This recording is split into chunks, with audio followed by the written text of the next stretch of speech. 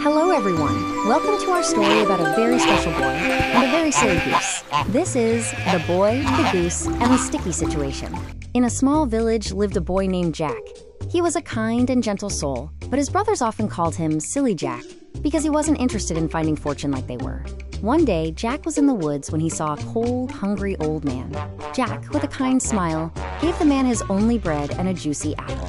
The old man's eyes twinkled with warmth. "Thank you, young Jack," the old man said. "Your kindness is a rare gift. Go deeper into the woods and you will find a golden goose."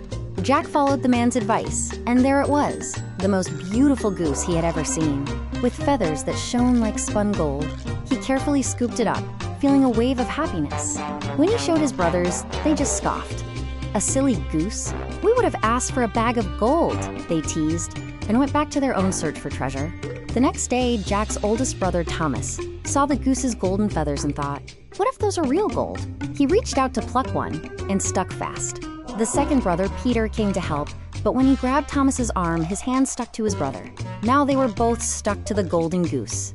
Then the youngest brother, Sam, giggled and grabbed Peter's arm. And guess what? He got stuck too. Now the three brothers were a funny train, all stuck to the golden goose.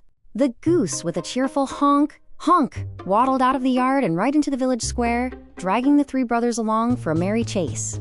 A grumpy baker, a stern farmer, and even the mayor's wife all tried to help. But each person who touched the chain became stuck too. The parade grew longer and sillier. Even the very serious mayor came out to see what the commotion was. He saw the ridiculously long line of people and tried to stay serious. But then, he let out a great big belly laugh.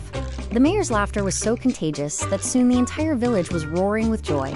They all laughed until they couldn't laugh anymore. The village learned that day that the best joy isn't from gold, but from kindness, laughter, and sharing a little silly magic.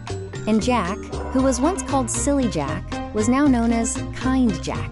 And from that day on, he knew that the best treasures aren't things you can hold, but feelings you can share with others. The end.